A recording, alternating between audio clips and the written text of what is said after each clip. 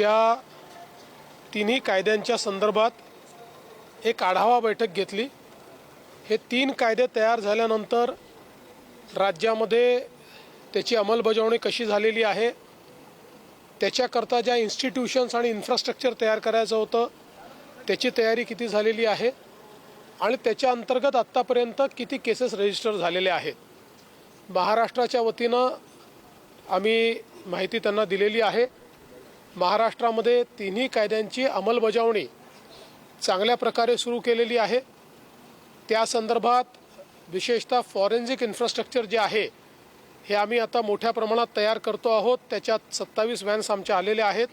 पुढच्या 6 महिन्यामध्ये हे कंप्लीट आमचं फॉरेन्सिक नेटवर्क तयार होईल आणि मग 7 वर्षापेक्षा अधिक ज्याच्यामध्ये सजा आहे अशा प्रत्येक स्पॉटवर फॉरेन्सिक व्हॅन्स जाऊन आणि तिथेच सगळ्या प्रकारची साक्षीचं कलेक्शन हे करण्याची योजना आम्ही तयार केलेली आहे।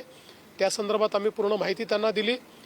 यासोबत जवळपास आता 90% म्हणजे 2 लाखाचा आपला फोर्स आहे, त्यातल्या 90% लोकांचं ट्रेनिंग आपलं पूर्ण झालेलं आहे नवीन कायद्यांच्या संदर्भात।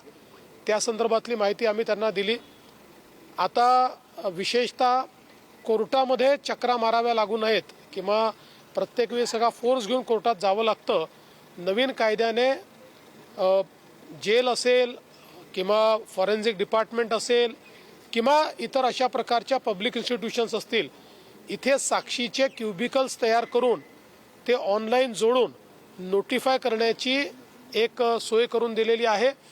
तशा प्रकारच्या प्रत्येक कोर्टचे क्युबिकल्स तयार करून ते ऑनलाईन जोडण्याच्या संदर्भात आम्ही आता सुरुवात केलेली आहे।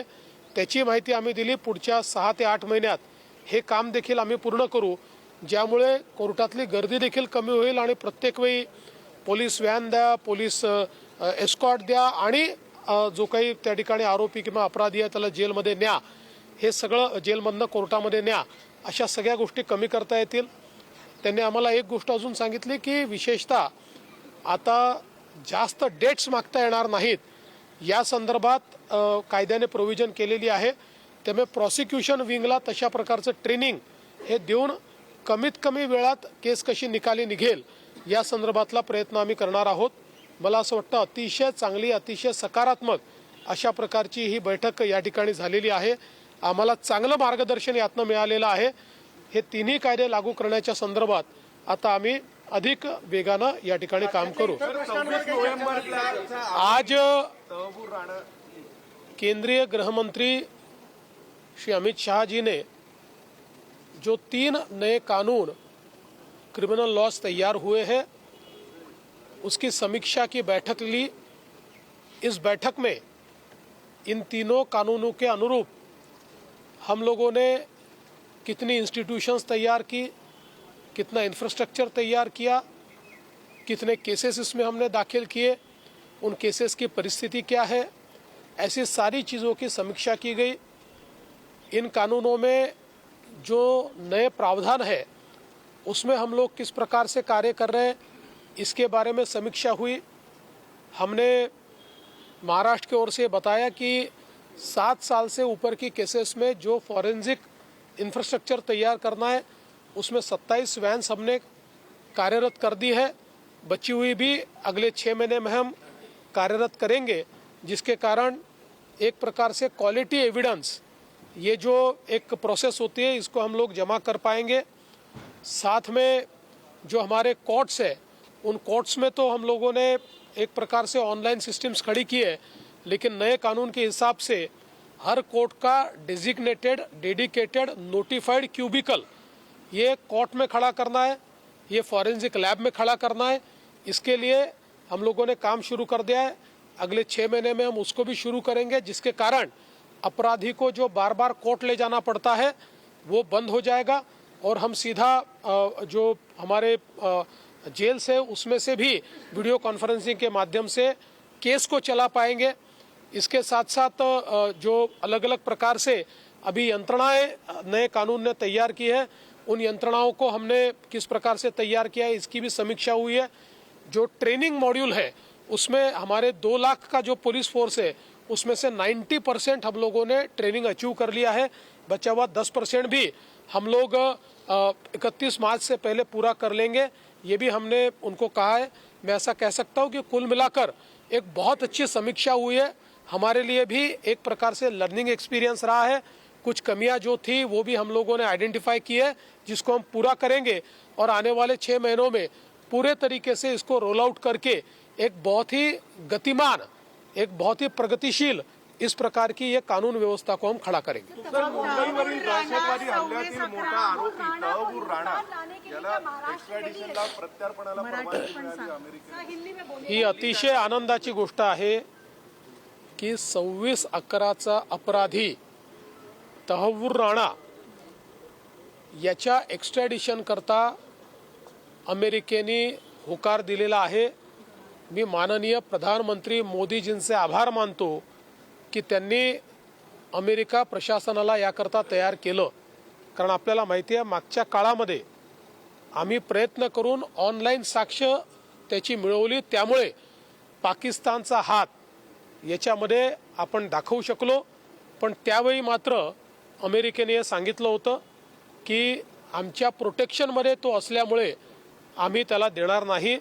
मात्र तो भारताचा अपराधी आहे आणि त्यामुळे भारताच्या लीगल आणि ज्युडिशियल सिस्टीमला अपराधी म्हणून तो उपलब्ध झाला पाहिजे आणि त्याला सजा देता आली पाहिजे, अशा प्रकारची आपली मागणी होती। माननीय प्रधानमंत्री मोदींनी ती रेटली आणि तहव्वूर राणाच्या प्रत्यार्पणाला या ठिकाणी जी मान्यता मिळालेली आहे, मला असं वाटतं की आता फायनल जस्टिस 26/11ला आपल्याला या ठिकाणी मिळणार आहे। तहव्वूर राणा जो 26/11 के मुंबई के हमलों का एक प्रकार से प्लानिंग का मास्टरमाइंड रहा है, उसके एक्स्ट्रैडिशन को अमेरिका ने मान्यता दी है। मैं इसके लिए देश के प्रधानमंत्री श्री नरेंद्र मोदी जी को बहुत बहुत धन्यवाद देता हूं। पिछले समय हम लोगों ने पीछे लग के अमेरिका से परमिशन लेकर ऑनलाइन तहव्वूर राणा की साक्ष की थी, जिसके कारण इस मामले में जो पाकिस्तान का हाथ था वो दुनिया के सामने आया। कोर्ट ने कन्विक्शन भी दिया, लेकिन हम सभी भारतवासी चाहते थे कि भारत के खिलाफ साजिश करने वाले, हम पर हमला करने वाले इस मास्टरमाइंड को भारत को सौंपा जाए, जिसके ऊपर अमेरिका तैयार नहीं थी। उनके प्रोटेक्शन में वो था, लेकिन प्रधानमंत्री जी की पहल पर तहव्वूर राणा को एक्स्ट्रैडिशन की परमिशन एक प्रकार से अमेरिका के राष्ट्रपति श्री ट्रंप इन्होंने दे दी है। मुझे लगता है भारत के लिए एक बहुत महत्वपूर्ण ये चीज़ है, क्योंकि हमारे लीगल और जुडिशियल सिस्टम के माध्यम से हमारा अपराधी ये अपनी सजा पाए, ये हमारे लिए बहुत महत्वपूर्ण है। मैं इस घटना को बहुत महत्वपूर्ण घटना मानता हूँ। असं आहे की त्या ठिकाणी आमचंच ऑफिस होतं जेव्हा मी उपमुख्यमंत्री होतो, ती जागा त्यांच्याच करता होती, त्यामुळे ऑफिसेसचं रिअलाइनमेंट चाललेलं आहे। त्यामुळे त्याला बातमी बनवणं एवढं मोठी घटना ती नाही आहे। प्रत्येक गोष्टीची बातमी करू नका, सगळं चांगलं चाललंय, नीट आहे। एक्स्ट्रॅडिशन नंतर मुंबईतच आणलं जाईल, कारण खटला मुंबईत चाललेला आहे। सर, तबाह करना पहला सवाल है, अगर उनको मुंबई की जेल में रखा जाता है तो क्या सुरक्षा व्यवस्था के हिसाब से महाराष्ट्र की सुरक्षा व्यवस्था टाइट है कि ऐसे खतरनाक अपराधी को लाकर वहाँ रखा जाए? अरे भाई, हमने कसाब को रख लिया तो ये कौन सी बड़ी बात है, बिल्कुल रख देंगे। सर, आरबीआई ने न्यू कोऑपरेटिव बैंक है उसकी निकासी पर प्रतिबंध लगा दिया है। मुंबई में भी कई शाखाएं, वहाँ लोग रो रहे हैं, इसको लेकर आप?